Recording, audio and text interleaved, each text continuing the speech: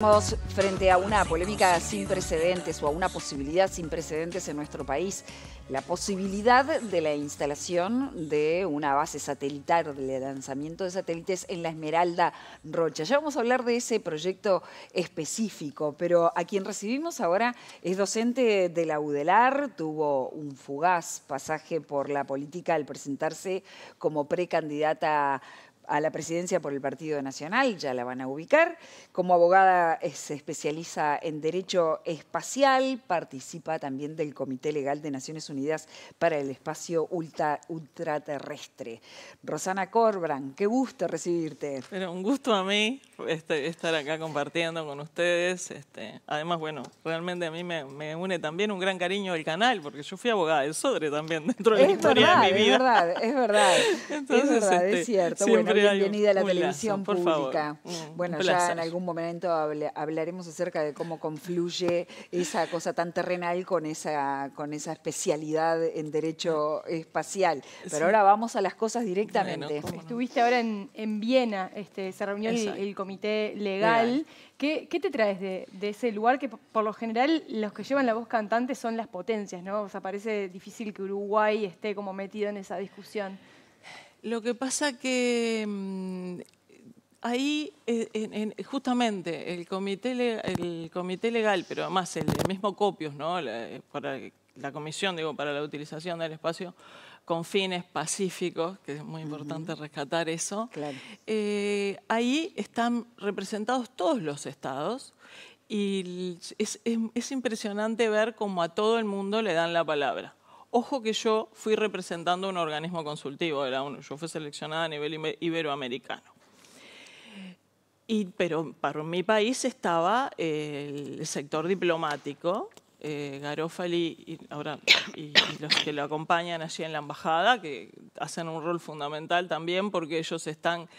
Yo siempre digo, la diplomacia es muy importante en esto, la diplomacia y la academia unidas, que en algunos países se traduce más, porque como dicen ustedes, en las grandes potencias van todas las agencias, los expertos y todos los profesores. Vos ves ahí a los profesores, fue muy lindo porque nos encontramos varios que nos conocemos de otras instancias.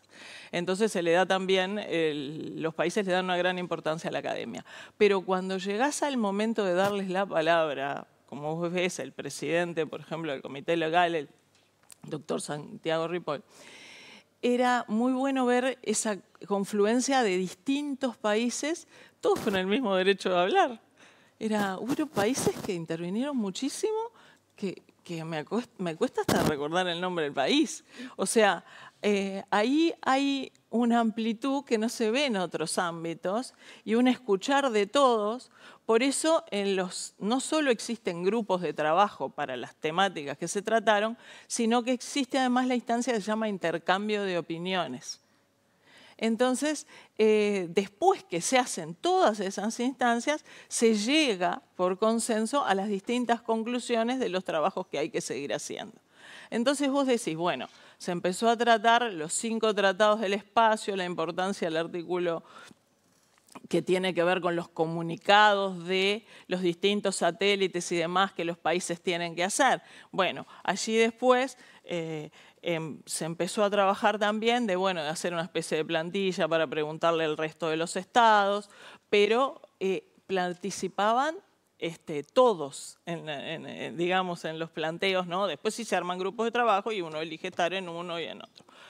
El lanzamiento de pequeños satélites, que será otro punto, porque por decir de alguna manera, dentro del orden del día estaba el tema de los tratados y la posible modificación que se propuso como ampliar un poco más uno de los artículos que son los comunicados de lo que se va a lanzar al espacio previamente y demás.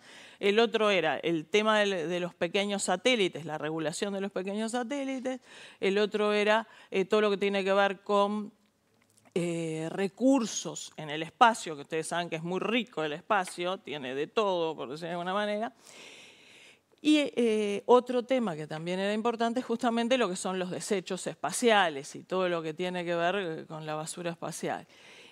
por traducirlo un poco más, como dice aquella, como para decía bajarlo a Bausaraujo, como doña Juana y doña María. Ahí está. Y entonces, en cada uno era increíble. Había países que yo ahora quería acordarme, no me acuerdo si era Kazajistán, Pakistán, el otro. Digo, cantidad de países que uno ni piensa que están preocupados. Si bajamos y como el tema Uruguay, Filipinas. claro, Yo qué sé, por decirte algo. Se presentó ahora, no, hace tiempo ya que están en la vuelta este proyecto para instalar un puerto espacial en Uruguay, más puntualmente en La Esmeralda, en Rocha. Es polémico este proyecto porque, bueno, los vecinos de la comunidad de la zona no está de acuerdo por el impacto ambiental que eso puede tener. Desde el punto de vista legal, ¿cómo analizas una iniciativa de este tipo? Bueno, ahí, que yo ya te dije que para mí es válido el planteamiento de los vecinos, porque, claro, en el Uruguay nosotros somos muy avanzados en el aspecto de que ratificamos todos los tratados internacionales, desde ese lado, ¿no? Pero en lo otro, todavía tenemos que ir tomando los recaudos necesarios, digamos, dentro de los aspectos legales, porque claro, lo que yo veo, pero acá lo veo casi como un poco más de afuera, por decir de alguna manera, porque bueno, yo siempre más bien tengo representaciones internacionales. Entonces, lo que yo veo es que acá justamente hay que hacer un análisis muy cuidadoso, obviamente que hay que inspirarse entre los que ya existen, pero hay que pensar también, mi problema, que todo el mundo dice, Rosana es muy espacial, pero es la primera que, bueno, todo a tierra después. Porque yo siempre estoy en todos los organismos nacionales, internacionales, digo, que la otra vez, por ejemplo, también lo que tiene que ver con lo aéreo, que yo también hago en la CLAC y todo, dice, ya está, Rosana va a aparecer con la responsabilidad. Bueno, es algo y yendo a ese punto que no ¿cuál es? Podemos dejar de pensar, uno siempre piensa en lo lindo, pero no se puede dejar de pensar también en las consecuencias que pueden haber con respecto a los aspectos ambientales. Claro, ¿cuáles todo lo que tiene que ver, a veces es en el lanzamiento y a veces hasta en la preparación porque nosotros tenemos en la región, bueno, tenemos también la europea, que porque es Kourou en la Guyana francesa, estamos bastante cerca, pero también tenemos Alcántara en Brasil, que es una de las más competentes. ¿Qué implicaría desde el punto de vista medioambiental como riesgo poner eso aquí? Ustedes saben que, claro, hay que tener, digamos, mucha infraestructura, que yo pienso que lo estarán pensando, pero también es verdad que es un lugar muy bueno para el turismo. O sea, hay que pensarlo muy bien porque también es un lugar muy valioso para nosotros. Y desde el punto de vista medioambiental, ¿cuál sería la afectación? Desde el punto de vista medioambiental, obviamente que, bueno, yo vi algunas expresiones con respecto de que es verdad que hay lo muy pequeño, el nano y qué sé yo, es menos que un auto y todo lo demás, pero bueno, eso existe. A mí lo que más me preocupa realmente son los accidentes. Son como pasó en Alcántara. En Alcántara, en el año 2003, murió una cantidad de gente.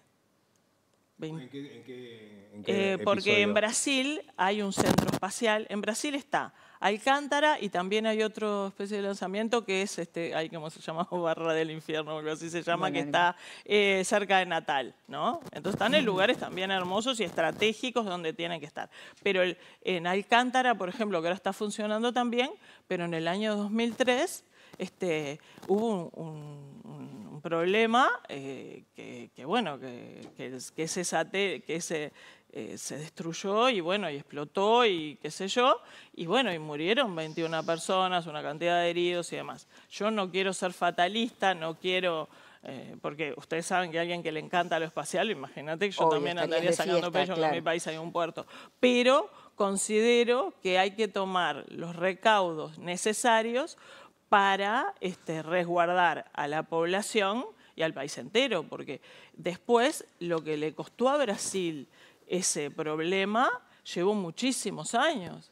Entonces, sí, el mundo de la como tecnología, decía mi madre, no hay que ser fatalista, pero No, hay no. que prevenir. Está muy bien, está muy bien. Entonces, con esa frase... claro, a mí me preguntan, yo digo, ay, justo me pregunta todo el mundo del puerto un tema que yo, como no participo tampoco del tema de adentro. Con esa frase estamos cerrando el programa y me parece muy importante. No hay que ser fatalista, pero hay que prevenir. Que también tienen los estados. Exactamente. Porque en lo espacial, el responsable, el Estado, se mete... Y acá sí me van a permitir hacer una frase que yo ya dije en el otro momento, el Estado es la espalda de todos los uruguayos. O sea que también hay que pensar, primero en la vida de la gente, que hoy estoy siendo fatalista, pero digo, hay que prever y supongo que estarán muy especializados pensando en todo eso, pero uno no deja de pensar las precauciones que hay que tomar. Bueno, hay que controlar también, ¿no? Supongo, me supongo pone un poco nerviosa. Supongo me pone nerviosa. ¿Qué crees que te diga? No quiero ser fatalista, no, para nada, todo lo contrario. Me encantaría estar en la inauguración y todo. Supongo me dejó más nerviosa. Yo estuve en el Centro Espacial Europeo, claro. Que es maravilloso, en Kourou. Bien. Pero bueno, claro, cuánto tiempo y demás. Que no quiero decir que Uruguay no esté capacitado, pero digo, simplemente me preocupa un poquito. Si a vos te preocupa, a nosotros más. Gracias, Roxana, por esta visita. Gracias a ustedes por habernos acompañado. Nos vamos.